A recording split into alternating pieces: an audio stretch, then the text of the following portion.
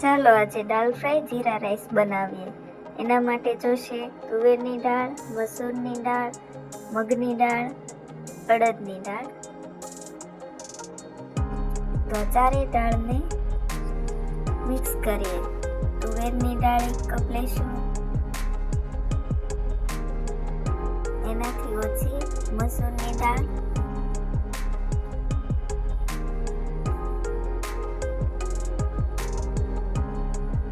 મગની દાળ, અડદની દાળ.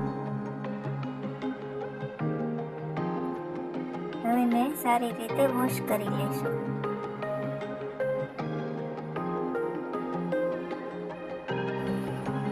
સરસ ધોવાઈ ગઈ છે. હવે પ્રેશર કુકરમાં એને બાફી લઈએ. બધી દાળને એડ કરી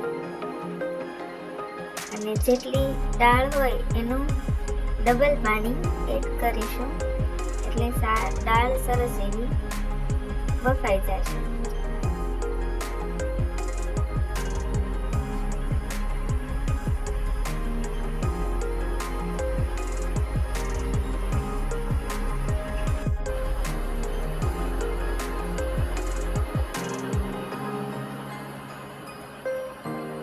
હવે એમાં સ્વાદ પ્રમાણે 1 ટેબલ સ્પૂન નમક, હળદર પાવડર,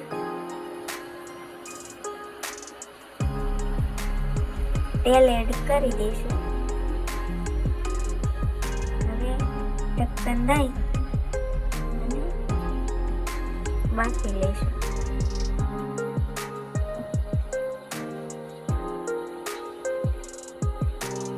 ત્રણ વિસલ વાગે ત્યાં સુધી એને બફાવા દઈશું. એકદમ લો ફ્લેમ ઉપર. તો હવે જીરા રાઈસ બનાવવા માટે આપણે દાવતના રાઈસ લઈશું, કેમ કે એકદમ લાંબા અને સરસ આવે છે. તો 3 કપ રાઈસ લઈશું. એને સરસ રીતે પાણીથી ધોઈ લઈશું.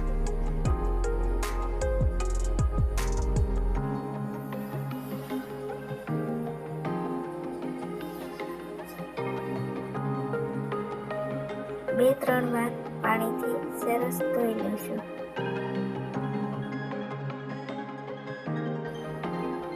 એક પેનમાં 2 ટેબલ સ્પૂન ઘી એડ કરીશું.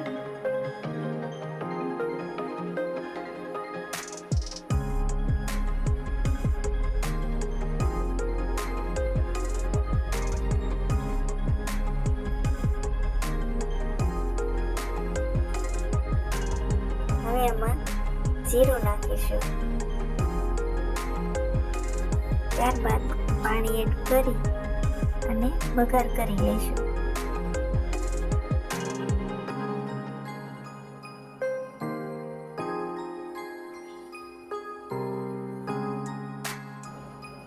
એક ટેબલ સ્પૂન મીઠું નાખીશું.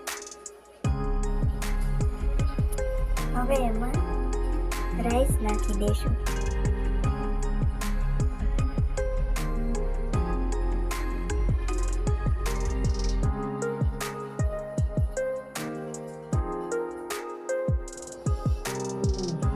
લીંબુનો રસ નાખી ધીમા ગેસે ચડવા દઈશું.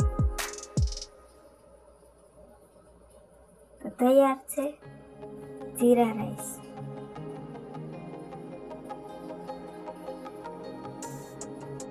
હવે આપણી દાળ બફાઈ ગઈ છે. જોઈ લઈએ ખોલીને.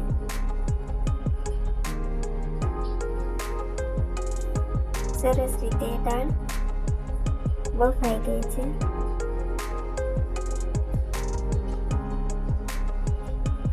હવે કોઈ પણ જાતનો બ્લેન્ડરનો યુઝ કરવાનો નથી. એક પેન લઈશું, એમાં 2 ટેબલ સ્પૂન તેલ એડ કરી તેલ ગરમ થવા દઈશું.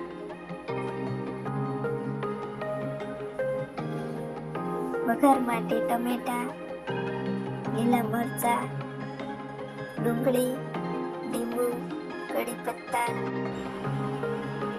કસૂરી મેથી,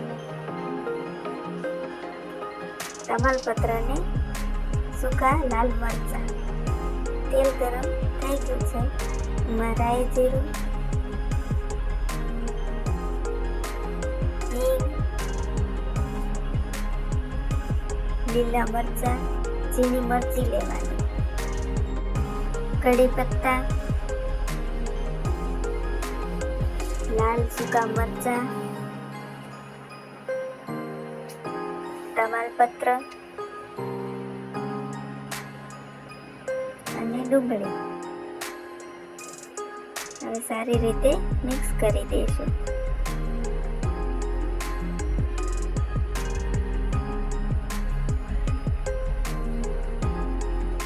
હવે તેમાં હળદર પાવડર એડ કરી દઈશું,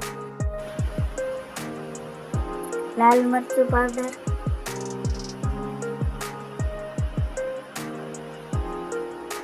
ધાણા જીરું પાવડર,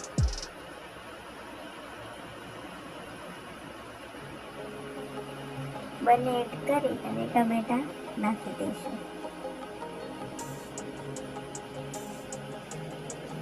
સરસ મિક્સ થઈ જાય એકદમ ધીમા ગેસે એટલે કસૂરી મેથી નાખીશું.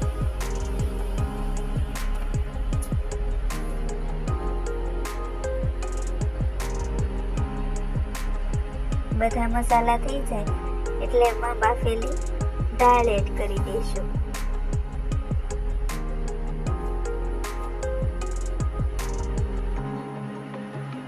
લીંબુનો રસ એડ કરી અને ધીમી ફ્લેમ ઉપર પાકવા દઈશું.